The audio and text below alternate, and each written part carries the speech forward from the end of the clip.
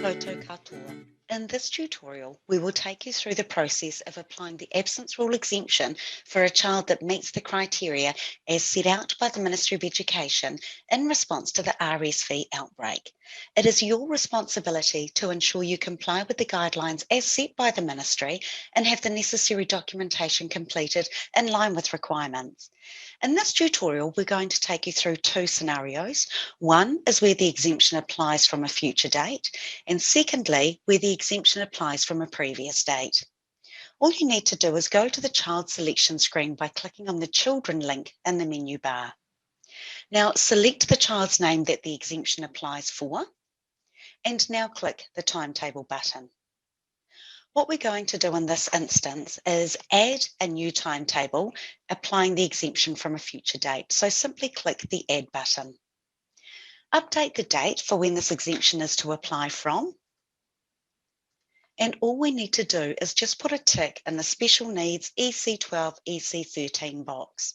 What is helpful is to record comments for the addition of this timetable to identify the reason it's been added. So you could have something like RSV exemption, whatever comment you'd like. And now click the Update button. That comment is helpful if you're looking at reports for timetables that have been added, etc., and the reason for them. Now, because this exemption applies for a period of time, we need to add a new timetable to remove the exemption. So you simply click Add, update the date for when the exemption is to no longer apply from, remove the tick if there is still one in there, or leave it blank in this instance. And what you can do is also add the comment. Like I say, that's actually optional for you, but is helpful. Now click the Update button. So that's an example of where the exemption applies from a future date, and as the sign-in sheets haven't yet been created, we don't need to make any modifications. Now we'll take you through the process of adding an exemption from a previous date. So once again, select the child's name from the drop-down box. Now, what you can do in this instance is have a look at the child's history to see when funding has been lost for the continuous absence rule. Update the dates for the period of time that you'd like to look at, and now click the Search button. So here's an example where we can see that the child has lost funding as at the 23rd of June because of the continuous absence rule. So it's from this date we're going to apply the exemption for. All we need to do is come back to the child selection screen. We have the child's name selected in the box, and now we click Timetable. This is an example where we have got a number of timetables where we need to actually insert a timetable from the 23rd of June. As at the 8th of February, the exemption didn't apply. It applied prior to the 28th of June, so we just scroll down and click Add. Update the date for the date the exemption applies from. In this example, 23rd of June. Putting a tick in the Special Needs EC12, EC13 box, and optionally adding a comment. Clicking Update to save your changes. You'll notice the message to say that there are X amount of sign-in sheets that may be incorrect after this change. These sign-in sheets do need to be updated to pick up the exemption, and I'll show you how to do that in a moment.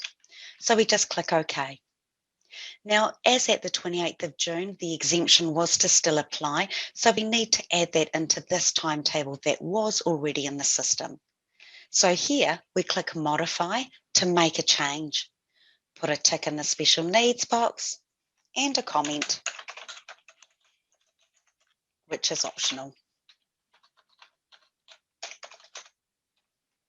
Update. And as with our previous example too, you'll need to add a new timetable from when that exemption is no longer applicable from. Now that we've made the changes to the timetable, we need to modify the sign-in sheets to pick up that exemption for this child. So just come to your child daily sign-in sheets, select the first date that the exemption needs to apply from, and click Search. Now, all we need to do here is modify the sign-in sheet, so we can click on the current enrolment sign-in sheet or whatever the name of the sign-in sheets are that you use. Now, we're not actually making any changes. All we need to do is scroll down to the bottom of the screen, and you can notice the absence rule here, and click Next Day. So you'll notice I didn't change anything. I just scrolled down and clicked the Next Day button. So you need to do that to navigate through all of the sign-in sheets that it's applicable for, which could be up to and including today's date, depending on the circumstance for your child or children. Once you've finished working through all of the sign-in sheets affected, when you get to the last one, just click the Update button. Now, interestingly, to show you now, when we come to the Children link in the menu bar and we have a look at Richard's history, when we go to the history screen, we can see that funding continues to be claimed. Now, what we want to do too is see where the special needs has been applied. Within the screen, you've got the option to click Print Options to add or change columns that you see in the history screen. So in column 10, I'm going to select Special Needs and now click Continue.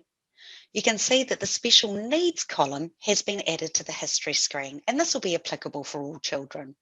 So scrolling through, you can see where the EC12 exemption applied from.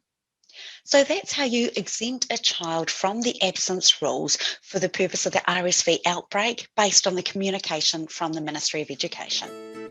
Kia pai tera, and thank you for your time.